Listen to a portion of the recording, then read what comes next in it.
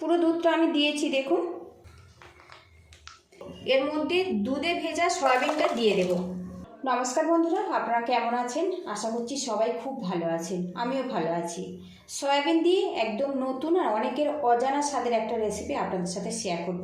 পুরো ভিডিওটি দেখার অনুরোধ রইল। এখানে দেখুন আমি হাফ কাপ পরিমাণে সয়াবিন নিয়েছি। আর এই রেসিপি বানাতে ছোট কিংবা বড় সয়াবিন আপনারা নিতে পারেন। এবারে এখানে দেখুন আমি নিয়েছি 1 গ্লাস পরিমাণে দুধ। শুকনো দুধ আমি জলে গুলে নিয়েছি। আর এটা ওয়েটে কিন্তু 200 গ্রাম আছে। পুরো দুধটা আমি দিয়েছি দেখুন। আর বন্ধুরা, সয়াবিনে প্রচুর পরিমাণে প্রোটিন থাকে। মাছ মাংস না খেয়ে যদি আমরা সয়াবিনটা খাই, আমাদের শরীরের যে প্রোটিন চাহিদাটা আছে এটা কিন্তু খুব সহজে মিটিয়ে দেবে। আর সয়াবিন খুবই সহজ পাচ্য, যারা মাছ মাংস খেয়ে হজম করতে পারেন না সয়াবিনটা খেতে পারেন। এতে প্রোটিনের চাহিদাটা বেশ ভালো মতো মিটে যাবে। বাচ্চা থেকে বয়স্ক লোক এদের জন্য সয়াবিনটা কিন্তু ভীষণ উপকারী। সয়াবিন তো আমরা আলু দিয়ে রান্না করে খেয়েছি, আর একঘেয়েমি আলু দিয়ে খেতে কিন্তু ভালো লাগে না। আজকের একদম নতুন স্বাদের বানাচ্ছি, খুব ঝটপট বানানো যায়। আর এই রেসিপিটা কিন্তু আপনারা ভাত, রুটি, পরোটা সবইতে পরিবেশন করতে পারেন। দেখুন বেশ কিছুক্ষণ নাড়াচাড়া করে নিয়েছি। এখানে একটা প্যান গরম করে নিয়েছি। এর মধ্যে দুধে ভেজা সয়াবিনটা দিয়ে দেব।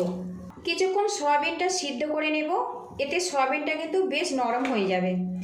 আর এখানে আমি দুধ দিয়ে সয়াবিনটা সিদ্ধ করছি একটাই উদ্দেশ্য, এই রেসিপিতে মালাই বা ক্রিমের মতো কিন্তু ফ্লেভার চলে আসবে। মালাই বা ক্রিম থাকলে আপনারা ব্যবহার করতে পারেন। আর যখন মালাই বা ক্রিম থাকবে না, এইভাবে দুধে আপনারা বানিয়ে নিতে পারবেন। একদম নতুন রকম রেসিপি, আর স্বাদটা কিন্তু অনেক সুন্দর হবে। আর বন্ধুরা, প্রতিদিনের মতো আপনাদের কাছে একটা রিকোয়েস্ট করছি, ভিডিও শুরুতে একটা লাইক দিয়ে দেবেন। আর রেসিপিটা ভালো লাগলে একটু শেয়ার করে দেওয়ার অনুরোধ রইল। আর চ্যানেলে নতুন হয়ে থাকলে চ্যানেলটিকে সাবস্ক্রাইব করে একটু সাপোর্ট করবেন, যাতে পরবর্তী সময় নতুন নতুন রেসিপি খুব সহজে আপনাদের সাথে শেয়ার করতে পারি। তো দেখুন ফুটে গেছে, গ্যাস রেটটা একটু কমে রাখবো, রেখে আরও 2 মিনিট ফুটিয়ে নেব। এতে সয়াবিনটা কিন্তু বেশ নরমভাবে রেডি হবে।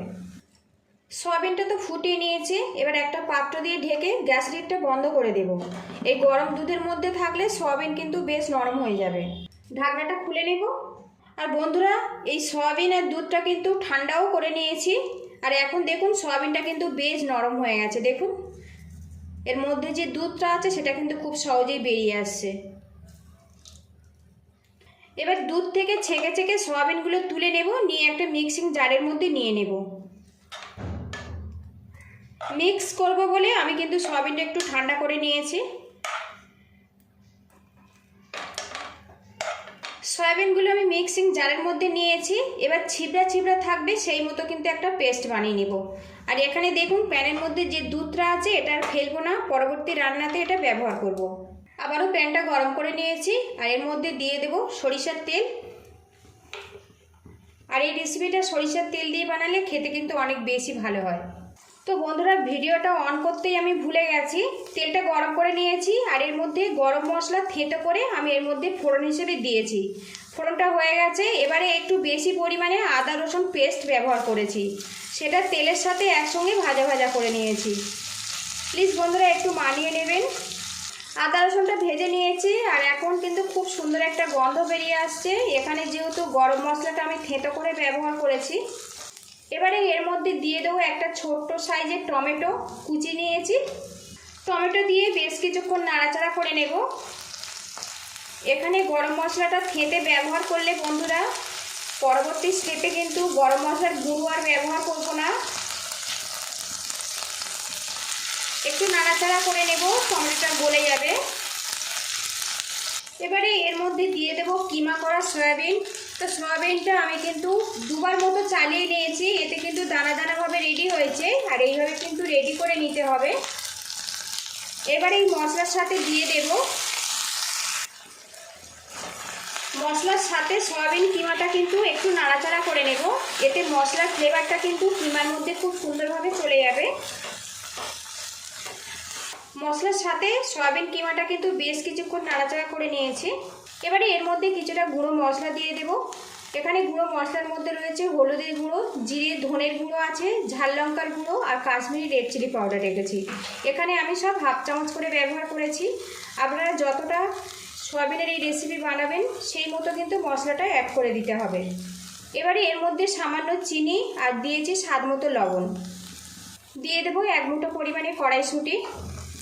এখানে দিয়ে দেবো কিছুটা ধনেপাতা কুচি। মশলার সাথে সয়াবিন কিমাটা বেশ করে মাখিয়ে নেব। আর বন্ধুরা, এখানে আমি কড়াইশুঁটি ব্যবহার করেছি, আপনারা চাইলে এটা ব্যবহার করতে পারেন, আবার নাও করতে পারেন। বেশ কিছুক্ষণ মাখিয়ে নেব। আর এখন কিন্তু কালারটা একদমই চেঞ্জ হয়ে গেছে। বেশ কিছুক্ষণ মাখিয়ে নিয়েছি। আর সয়াবিন সিদ্ধর সময় যে দুধটা এক্সট্রা ছিল সেটা এর মধ্যে আমি দিয়ে দেবো আরও সামান্য একটু জল। এই রেসিপিটা কিন্তু বন্ধুরা একটু শুকনো শুকনো করে রেডি করতে হবে, তবে কিন্তু খেতে ভালো লাগবে। একটা পাত্র দিয়ে ঢেকে রাখবো, কিছুক্ষণ রান্না করে নেব, এতে সয়াবিনটা সিদ্ধ হয়ে যাবে। গ্যাসের এই সময় একদম মিডিয়ামে রাখবো। ঢাকনাটা খুলে নেব। এখন দেখুন রসটা কিন্তু বেশ টেনে গেছে। আরও কিছুক্ষণ এটা রান্না করে নেব। আর এখন কালারটা দেখুন বন্ধুরা, কত সুন্দরভাবে এটা রেডি হয়েছে। বেশ সুন্দর একটা কালার চলে এসছে। এবারে এর মধ্যে দিয়ে দেবো কাঁচা লঙ্কা কুচি। এই রেসিপিটা আমি একটু হালকা ঝাল সেইভাবে বানাচ্ছি, আপনারা ঝালটা কিন্তু কম বেশি করে দেবেন। এদিকে দেখুন বেশ কিছুক্ষণ রান্না করে নিয়েছি। এর মধ্যে যে রস ভাব সেটা কিন্তু আর নেই। সয়াবিনের এই নতুন রেসিপিটা কিন্তু পুরোপুরি কমপ্লিট হয়ে গেছে। আর বন্ধুরা, একঘেয়েমি সয়াবিনের রেসিপি যদি ভালো না লাগে এইভাবে ট্রাই করবেন। কেমন হয়েছে অবশ্যই কিন্তু কমেন্ট বক্সে জানাবেন। আজকের রেসিপিটা যদি ভালো লাগে তো প্লিজ বন্ধুরা লাইক শেয়ার সাবস্ক্রাইব করে একটু আমার পাশে থাকবেন। এবার এর মধ্যে 1/2 চামচ পরিমাণে ঘি দিয়ে দেব। যেহেতু নিরামিষ রেসিপি, ঘিয়ের ফ্লেভারটা খুব ভালো আসবে। আর দিয়ে দেব পেঁয়াজ ভাজা। এতে একদম অন্যরকমভাবে স্বাদ চলে আসবে আর ফ্লেভারটা কিন্তু খুব ভালো লাগে। ভালো করে মিক্স করে নেব, নিয়ে আমি গ্যাস লিডটা বন্ধ করে দেব। আর এই রেসিপিটা কিন্তু আপনারা গরম ভাতের সাথেও পরিবেশন করতে পারেন, আবার রুটি পরোটা দিয়ে খেতে কিন্তু খুবই ভালো লাগে। যারা মাছ মাংস খেয়ে হজম করতে পারেন না তারা কিন্তু এইভাবে সয়াবিনটা খেতে পারেন। এতে আমাদের শরীরের প্রোটিন ঘাটতিটাও মিটে যাবে।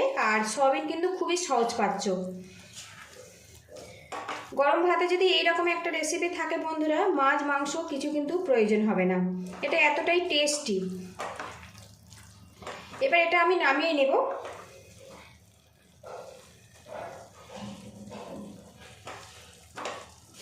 আর বন্ধুরা, পুরো ভিডিওটির সঙ্গে থাকার জন্য আপনাদের অসংখ্য ধন্যবাদ। ভালো থাকবেন, সুস্থ থাকবেন, দেখা হবে নেক্সট ভিডিওতে। তো পেঁয়াজ ভাজা দেওয়ার জন্য কিন্তু এক্সট্রা করে খুব সুন্দর একটা স্মেল বেরিয়ে আসছে। তো বন্ধুরা, লুকিংটা দেখুন।